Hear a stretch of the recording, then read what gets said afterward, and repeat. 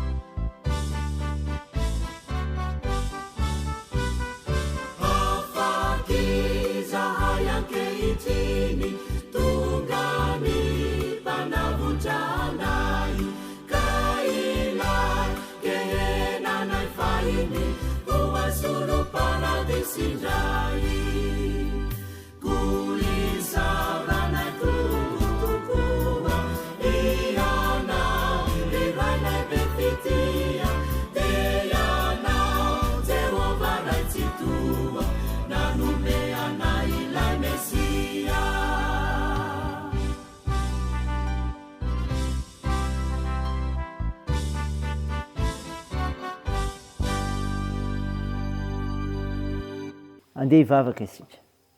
Andriamanitra, Andriamanitra mahita ny ataonay ianao, ary tsy mba mandao amin'ny ady hatrehina fa mime anjara toerana miavaka ho an'ny olonao. Ko mankalaza sy midera, ememe voninahitra anao izahay. Tompo, fantatrao ny fahalemenay, ary tsapanay koa izany.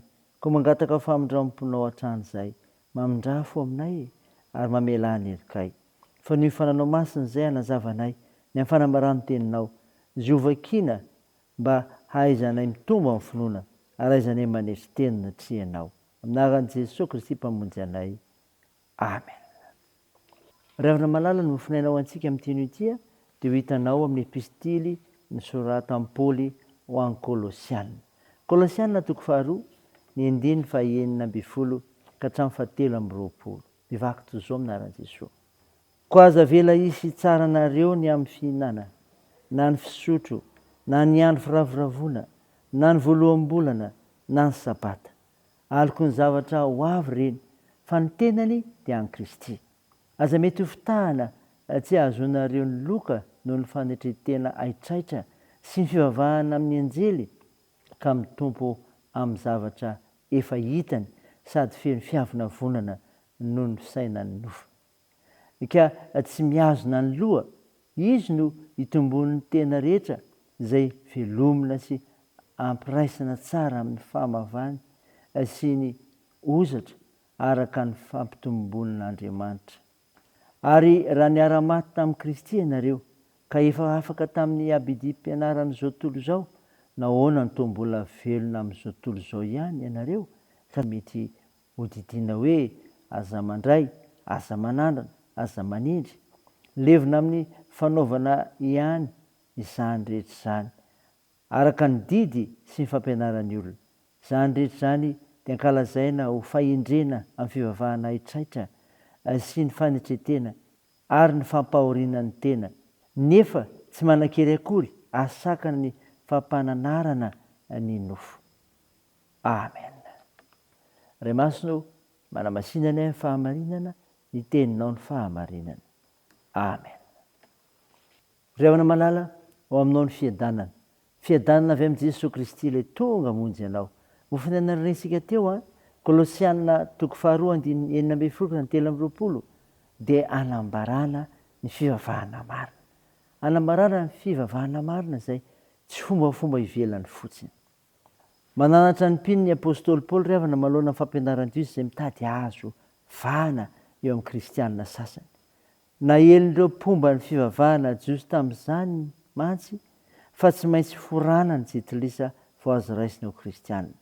Teo koa ny fandrarana tsy nanana ny sakafo sasany, fanarahana ny fombafomba amin'ny andro na volana voatondro ao amin'ny taona, ny fitandremana ny sabata, nanampitrotraka izany fombafomba-pivavahana izay mitaky familahantena sy saina. Lazain'i Paoly hoe fanetretena aitraitra sy ny fivavahana amin'ny anjely. Ambaran'i Paoly fa aloko ny zavatra ho avy ireny dia Kristy izany. Mila mitandrina isika ry havana amin'ny fombafomba sy ny fitsipika izay mety hanaisotra antsika amin'ny fanarahana an'i Jesosy Kristy. Fa zao koa ny hafatra faharoa mety tompo antsika, fivavahana marina, fifandraisana marina amin'i Kristy. Fifandraisana marina amin'i Kristy. Ampy eo amin'ny fiainana maha-kristianina ry havana malala ny hahatonga ny olona iray ho isan'ny ankohon'Andriamanitra. Ny finoana sy ny asa vitan'i Jesosy Kristy teo amin'ny asa-ijaliana, io ilay nambaran'i Paoly hoe famorana Kristy na famorana ara-panahy. Amin'izany dia ny batisa ny famantarana io famorana io. Ny batisa no marika ilazana fa efa afaka amin'ny fahotanan'ny olona iray ary tsy manan-kery amin'ny tsony ny ota. Mampatsiahy izany Paoly ry havana raha milaza hoe ary raha niara-maty tamin'i Kristy ianareo ka efa afaka tamin'ny abidi-pampianarana izao tontolo izao, nahoana no toa mbola velona amin'izao tontolo izao ihany ianareo? Ka mety hodidiana hoe aza mandray, aza manandrana, aza manindry. Raisany ry havana, ho voninahitr'Andriamanitra. Andeha hivavaka isika. Tompo, misaotra noho ny mofinainany menao izay milaza ny amin'ny anambarana ny amin'ny fivavahana marina, fa tsy fombafomba ivelany fotsiny, fa fifandraisana marina amin'i Kristy. Vavaka anao izay ny tahianao anay, tsiraray mahafantatra izany, hiavozanay isan'andro eo amin'ny sehatra misy anay, ary hahijoro vavolombelonao marina sy mpanompo matoky ny teninao, sy hahity anao ka hanasoa ny fiarahamonina misy anay.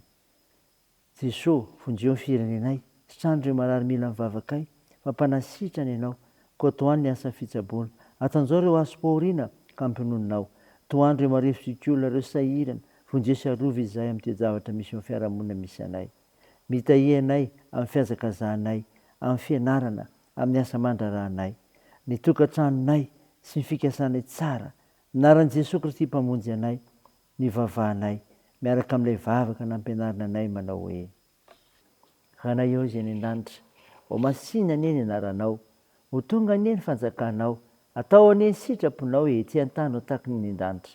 Meo ny anio izay anona sahaza ao anay, ary mamelany elikay tahaka ny namelana izay meloka taminay, ary aza mitondra anay amin'ny fakapanahy, fa manafanay amin'ny ratsy, fa anao ny fanjakana sy ny hery ary ny voninahitra mandrakizay.